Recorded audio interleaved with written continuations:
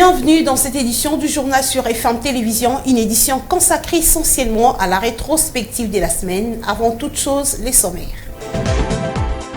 La semaine qui s'achève a été beaucoup plus marquée par les soulèvements de la population congolaise pour dénoncer les ras-le-bol sur l'insécurité qui prévaut dans l'est de la République démocratique du Congo. D'un côté, des marches pacifiques pour soutenir les forces armées de la République démocratique du Congo, de l'autre, des messages de soutien toujours aux forces armées de la République démocratique du Congo, sans oublier les rencontres et avis des uns et des autres, tous dans un seul objectif, mettre fin à l'agression rwandaise en République démocratique du Congo qui compromet la paix et la stabilité du pays. Dossier à suivre dans ce journal. Encore une fois, bonsoir. Augmentation de prix des produits pétroliers pour la deuxième fois. 2345 francs congolais, c'est le montant déboursé par les Kinois depuis le lundi pour se procurer un litre d'essence. C'est là, selon les communiqués du secrétariat général de l'économie du samedi dernier. Comment les choses se sont déroulées sur terrain? Les réponses dans ce reportage de Patrick Ngour. C'est depuis ce matin que le coût de litre à la pompe a été revu à la hausse, soit 2345 francs congolais, comme l'avait annoncé samedi le secrétaire général à l'économie. La vente du carburant s'effectue normalement, en croire le gérant d'une station-service que nous avons approché. Avec cette hausse, tout le monde se précipite d'ailleurs pour en avoir, a-t-il poursuivi. Là où le bas blesse, c'est quand certaines stations-service arrondissent le coût à 2500 francs, comme le dénonce ce conducteur de taxi-moto qui voit son travail être perturbé. Ce transport est massif. Le prix du transport n'a pas augmenté. Des victoires à magasin de coûts, c'est toujours 1500 francs congolais. Mais aujourd'hui, un litre revient quasiment à 2500 francs congolais, faute de petites coupures. Le coût du carburant a fortement augmenté. Nous ne savons pas où est-ce que nous allons avec ce pays. Bien qu'annoncé depuis samedi, certains Kinois ont plutôt été surpris de ne le constater que ce matin. C'est le cas d'un personnel trouvé dans un point de vente, étonné de constater qu'il doit payer à 22 345 francs la même quantité de litres qu'il s'est procuré hier à 22 000 francs environ. Hier soir, il a été constaté également que plusieurs stations-service avaient fermé très tôt que d'habitude, soit avant 21 h. Et comme annoncé au sommaire, la République démocratique du Congo veut une paix juste basée sur la confiance et la sincérité. Déclaration du chef de l'État Félix-Antoine Tshisekedi Tshilombo devant Joao Lorenzo lors de la visite en Angola mardi dernier. Esther Siamouni, plus de précisions. Tête à tête, les deux chefs d'État ont axé leur échange sur la paix dans le pays des Grands Lacs et les différends entre la RDC et Kigali. Sur ces points, Félix Tshisekedi a réitéré la détermination de la RDC de vouloir d'une paix juste, basée sur la confiance et la sincérité des engagements, tout en soulignant que la RDC défendra jusqu'à la fin sa souveraineté. Rappelons que Macky Sall, président de l'Union africaine, a échangé distinctement dimanche et lundi avec chacun des présidents dont Tshisekedi et Kagame sur ces points. Et Joao Lorenzo devrait aussi discuter avec le président rwandais dans la quête d'une solution pacifique dans le différend entre les deux pays, la RDC et le Rwanda. Après l'échange, le chef de l'État congolais a rejoint son pays dans l'après-midi. Soutien du Rwanda au M23, le sujet a fait l'objet d'un briefing de presse lundi par le ministre de la Communication et Médias, Patrick Mouyaya, qui est revenu sur l'avenir des relations diplomatiques entre Kigali et Kinshasa, la manifestation populaire contre le soutien du Rwanda au M23, mais également la convocation des 25 Kariga. Tout cela dans ce reportage de Esther Siamouni. Se dirige-t-on vers une rupture diplomatique avec le Rwanda? Cette question a été abordée par Patrick Mouyaya. Pour le porte-parole du gouvernement, toutes les stratégies sont sur la table, même le dialogue. Beaucoup des compatriotes demandent une rupture des relations diplomatiques avec le Rwanda, l'expulsion de l'ambassadeur. Je dois vous dire qu'à ce stade, toutes les hypothèses sont à table. On ne peut pas, quelle que soit la nature de la crise aujourd'hui, fermer les portes aux possibilités de discussions Depuis le début de l'agression de FARDC par le M23 soutenu par le Rwanda, plusieurs structures sociopolitiques se sont mobilisées pour exprimer leur désaccord à Kigali. Une mobilisation vue d'un bon œil par le gouvernement congolais. Nous, comme gouvernement, nous comprenons la colère de nos populations. Parce que justement, nous avons toujours les ressentis de ce passé d'un voisin qui ne pense pas être en paix avec vous, chez lui, sans venir nous déranger dans notre quiétude. Comme promis, l'exécutif national tient toujours à dire de vive voix à Vincent Karega, ambassadeur rwandais en RDC, sa désapprobation face à son soutien à ce groupe rebelle. Jusqu'à ce jour, le Rwanda continue à nier son implication sur le combat que mène le M23 à Rutshuru et Nyiragongo, au Nord Kivu. L'actualité, c'est également cet appel par la République démocratique du Congo des Nations Unies à prendre ses responsabilités face au comportement du Rwanda. C'est le ministre congolais des Affaires étrangères, Christophe Lutundula, qui l'a relevé mardi au Conseil de sécurité de l'ONU. Patrick Ngou signe ce reportage. Conseil de sécurité, assumez vos responsabilités. Au-delà du simple fait pour l'ONU de prendre ses responsabilités, Christophe Lutundula, qui représente la RDC, attend beaucoup des Nations Unies. Condamner les activités du M23, du FDLR, des ADF Nalu, de Codeco, des Red Tabara et de tous groupes armés qui occupent la sous-région des Grands Lacs et condamner tout appui extérieur leur apporter.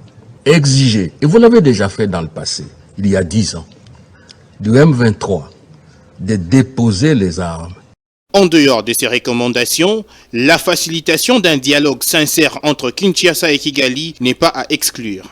Le Congo demande au Conseil de s'impliquer activement davantage pour faciliter un dialogue sincère avec le Rwanda. Malgré tout, la partie rwandaise continue à nier les faits mis à sa charge par la RDC. Que le Rwanda rejette catégoriquement les allégations de la RDC selon lesquelles le Rwanda soutiendrait le M23. Nous appelons le gouvernement de la RDC à faire cesser la diffusion de discours et des messages de haine. Ces deux positions entre Kinshasa et Kigali prouvent à suffisance que les tensions entre les deux pays demeurent visibles. Dans l'Est de la République démocratique du Congo, toujours l'ambassadeur rwandais en République démocratique du Congo a été finalement reçu par le gouvernement congolais par l'entremise de la vice-première ministre en charge de l'environnement, Eve Bazaïba. Désormais, Kigali a été officiellement saisi de ce que pense la République démocratique du Congo de son soutien au M23. Encore une fois, retrouvé Patrick Ngou. C'est en raison de l'absence du ministre des Affaires étrangères que sa collègue de l'environnement a reçu le diplomate rwandais. Eve Bazaïba lui a dit le mécontentement de la RDC face à leur soutien au M23. Nous avons donc invité l'ambassadeur du Rwanda pour lui signifier 3 mots. Le premier, c'est la protestation, n'est-ce pas, du gouvernement congolais face à ce qui arrive. Le deuxième mot, c'est la désapprobation. Et le troisième mot, c'est une mise en garde sévère du comportement de la République du Rwanda vis-à-vis de la République démocratique du Congo. Je pense.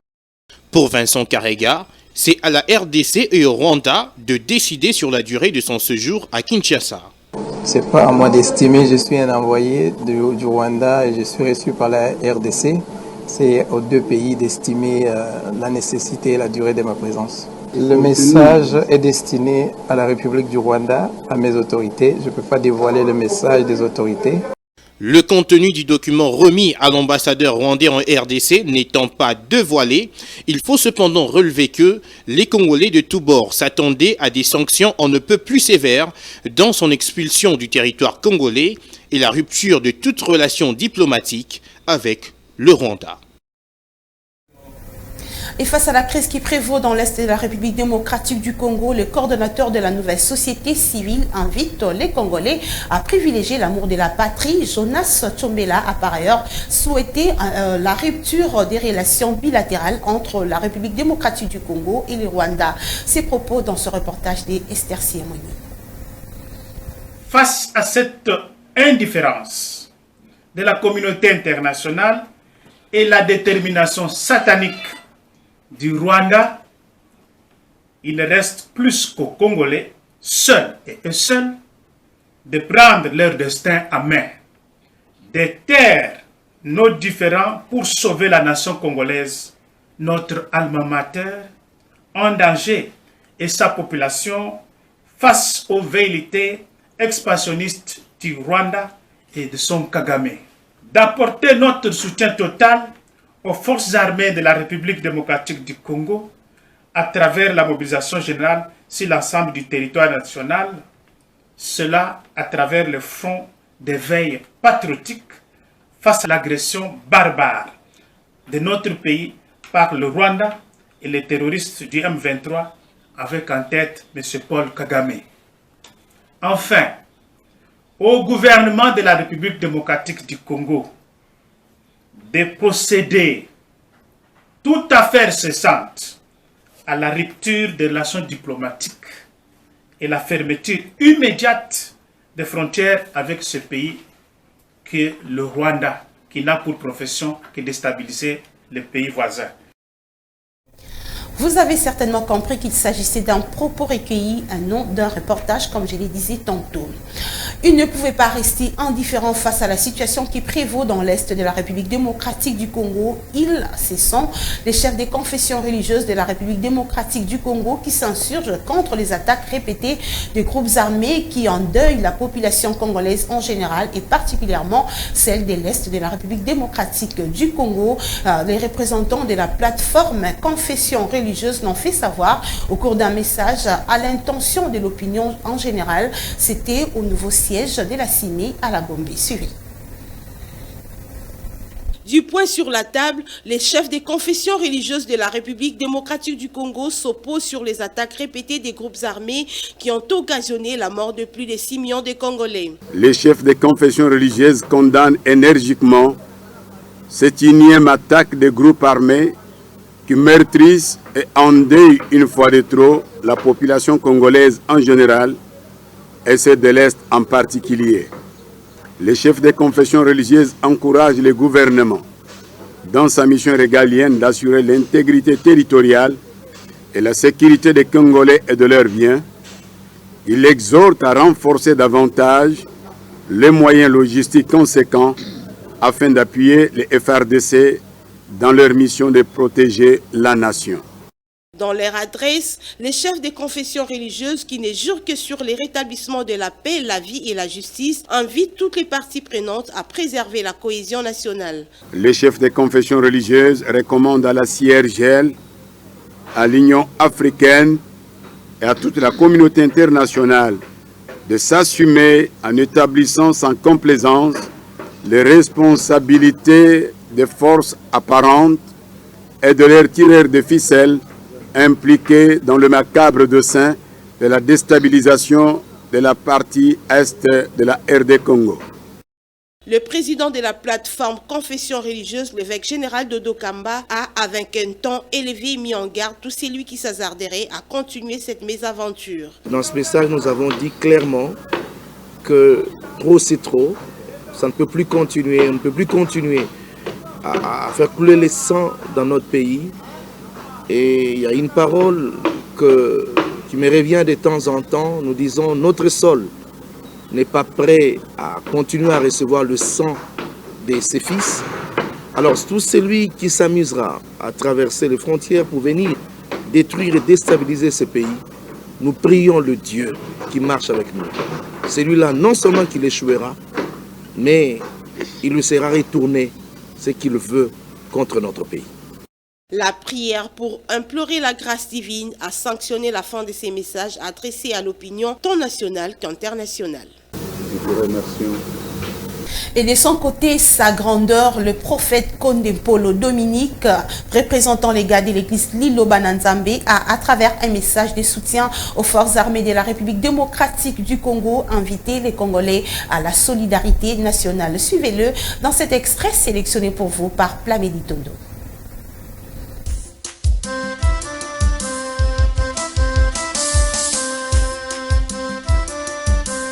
Molimo nous, serviteurs de Dieu de l'église Lilobana Nzambe, réunis en marge de l'évaluation semestrielle des activités de l'église en ce vendredi 3 juin. Considérant la situation sécuritaire que traverse notre pays en ce moment, surtout dans sa partie est, et de nombreux déplacements qu'occasionnent les affrontements de forces négatives et nos voyants militaires de la RDC. En tant qu'Église censée de prôner la paix, la quiétude et l'amour entre peuples et frères, nous appelons sans une autre forme de procédure à une cessation immédiate des hostilités auxquelles les victimes immédiates sont des paisibles citoyens.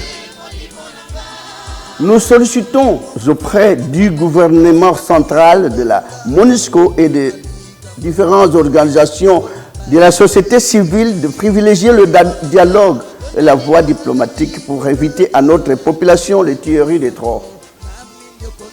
En envoyant militaires, nous leur assurons de notre soutien et gratitude pour la protection de l'intégrité de notre territoire national. De ce fait, l'Église Lilobana Nzambe, nous procéderons à une chaîne de solidarité pour nos voyants militaires en procédant à une collecte générale auprès de nos paroisses disséminées à travers le monde pour manifester notre soutien et accompagnement à nos voyants militaires de FARDC à partir de ce dimanche 5 juin au dimanche 12 juin 2022 dans toutes nos paroisses respectives. Nos prières de louange seront adressées à Dieu pour que la paix revienne en RDC et que nos voyants militaires en sortent victorieux face aux forces négatives.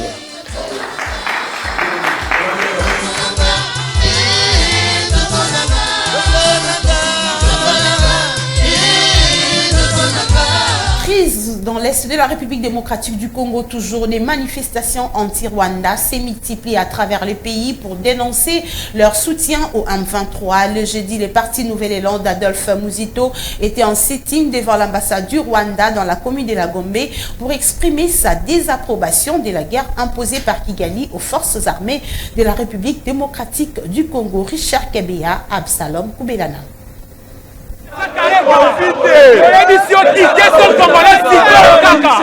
Voilà qui résume la volonté de cette foule immense constituée des cadres et sympathisants du Nouvel Élan avec sur la première ligne son secrétaire général Blanchard Mongomba. Volonté également exprimée sur cette banderole.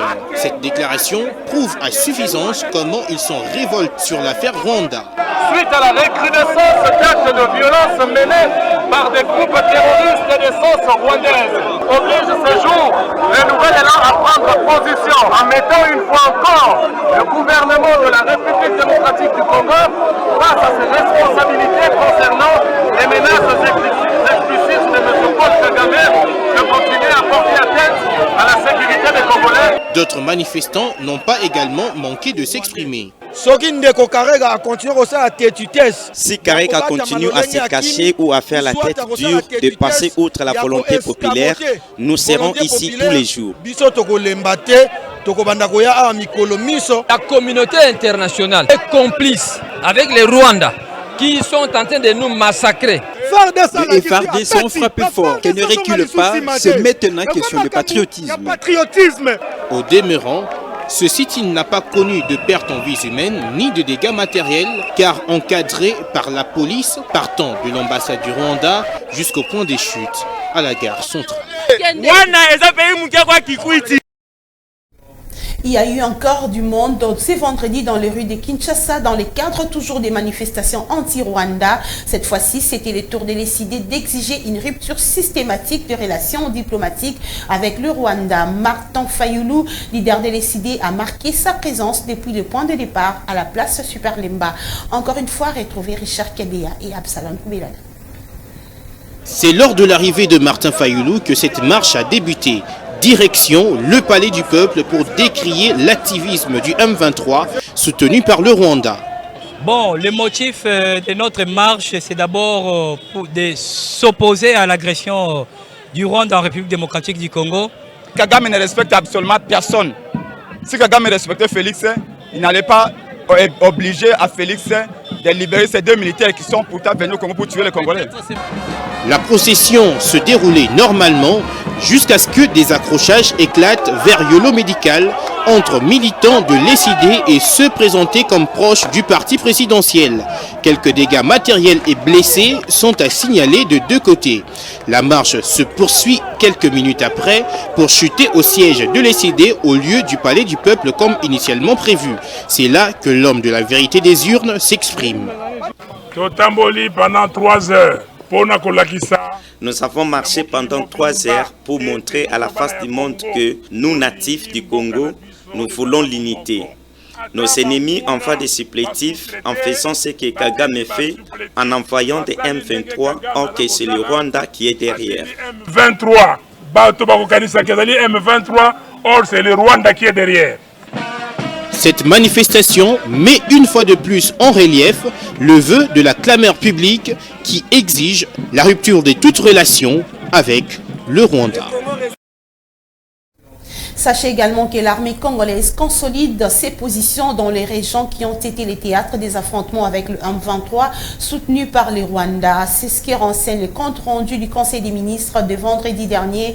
Il s'agit pour les forces armées de la République démocratique du Congo de parer à toute éventualité. Je vous propose ainsi la restitution de fait de cette réunion, voulais-je dire, faite par le porte-parole du gouvernement, Patrick Mouyaya.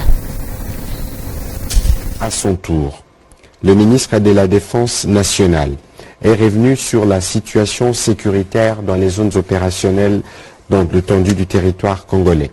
Il s'est spécifiquement planché sur les récents développements avec les affrontements qui ont eu lieu entre les forces armées de la République démocratique du Congo et les mouvements terroristes du M23 appuyés par les RDF.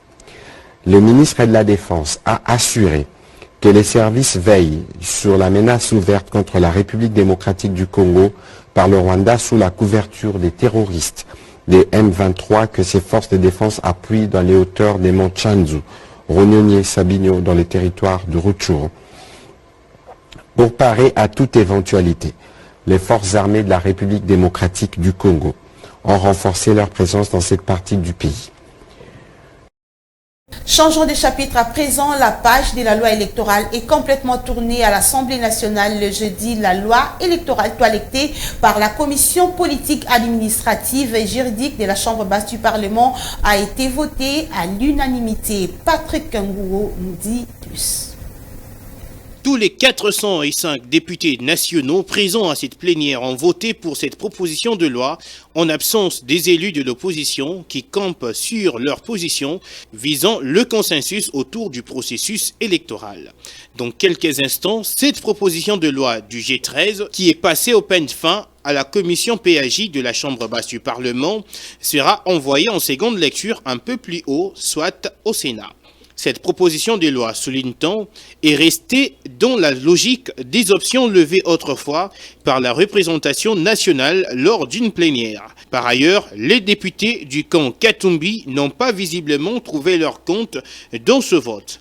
Ils dénoncent des irrégularités avec laquelle la proposition de loi électorale a été adoptée, comme le disait Dieudonné Bolengue-Tengue, secrétaire général de Ensemble pour la République de Moïse Katumbi, après cette plénière, soutenant que Christophe Mbosso, président de l'Assemblée nationale, a fait du forcing en dépit de la résistance des députés.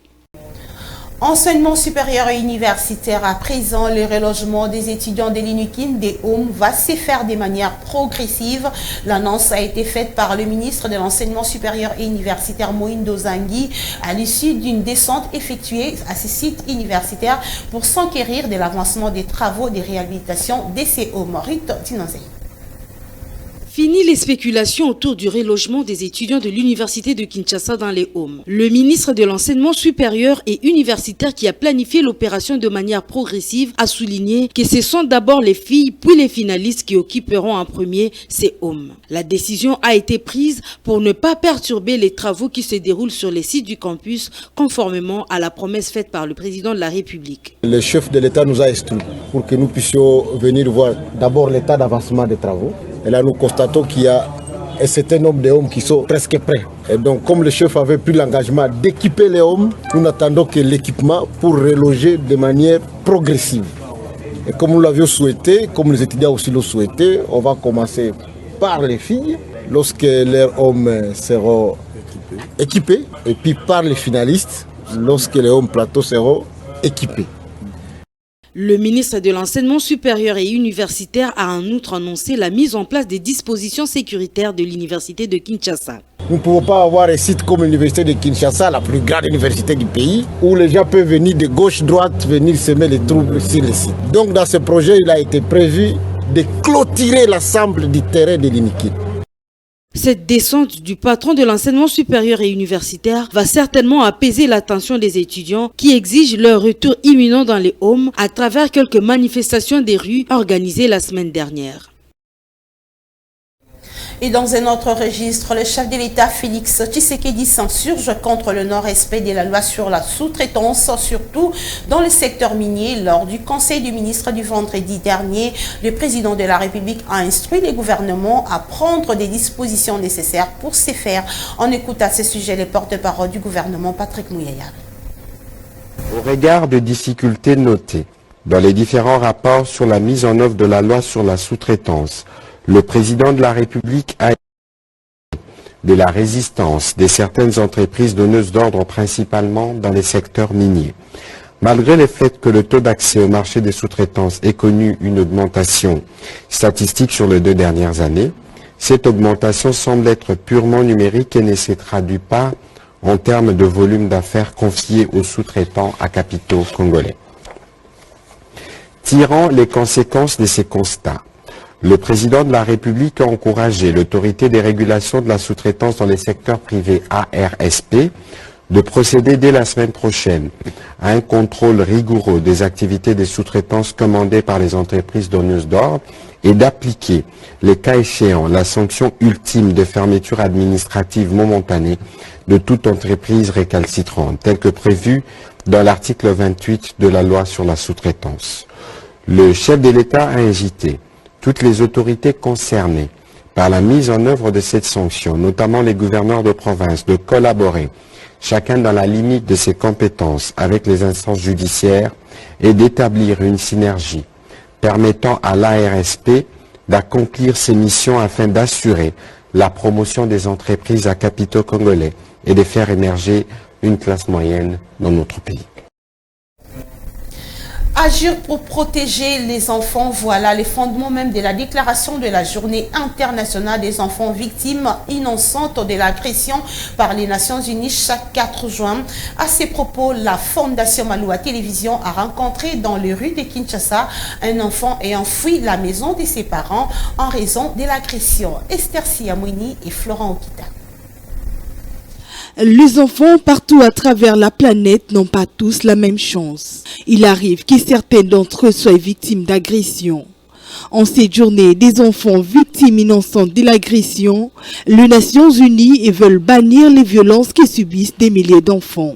En RDC, la majorité des enfants sans toit, qu'on appelle communément enfants de la rue, s'y retrouvent les longs de route en train de mendier et voler, ont été victimes d'agressions sous différentes formes, comme c'est le cas des petits gens, 13 ans d'âge, sans refuge aujourd'hui. Mama kenda ba ko sko ba ya sene watu bachike ngal libanda ba no nyokola ngata wa nyokola ngapo ba bengani ngal libanda no beta ngali ne na kima na ngali. Bien qu'il ne soit pas enfant de la rue, Merdi, indigné de ce qu'il observe au quotidien, appelle les parents et tous les tuteurs d'arrêter de maltraiter les enfants. Nangela ba dépend na parents ko beta bana eza bien te ko nyokola bana bino ne bo benga biso na mokili. Biso tozaki na pota ko yata bino lukaki biso toye na mokili ya boye komi be bana bakoma ko lela libanda beza passe bino ba parents bozo bana bino a charge bozo sa baba ndako batanga classe loko anga pe na zotanga classe. Il est important de penser aux enfants qui souffrent. Le mieux est d'agir pour les protéger, les encadrer et lutter pour que ces enfants du monde entier vivent sans crainte.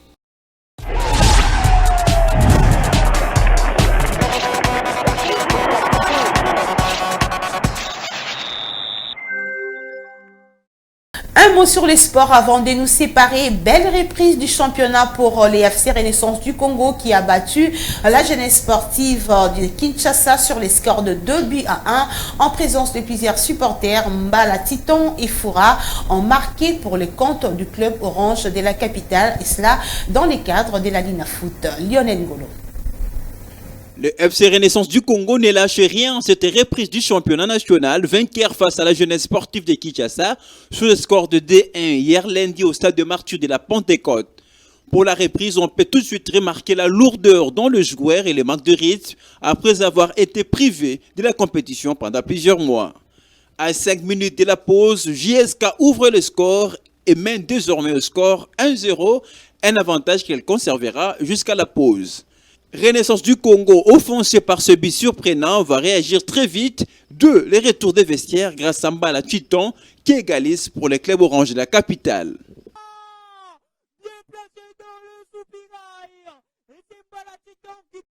Le FC Renaissance du Congo va ensuite augmenter le pressing qui finira par payer et Foura marquera le but de la victoire.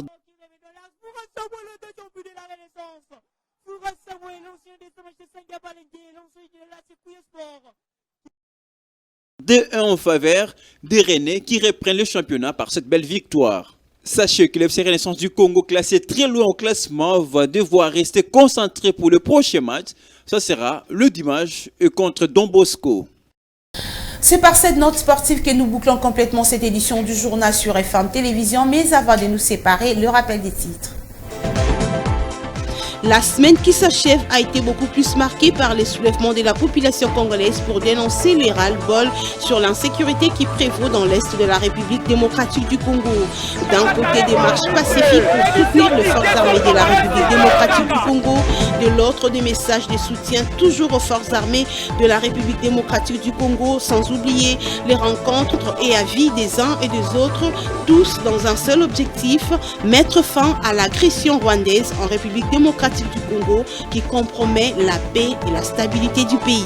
C'est avec plaisir que nous vous avions présenté cette édition du journal sur FM Télévision consacrée essentiellement à la rétrospective de la semaine. Merci à vous de nous avoir suivis et restez toujours branchés sur FM Télévision car vous ne serez jamais déçus. Au revoir.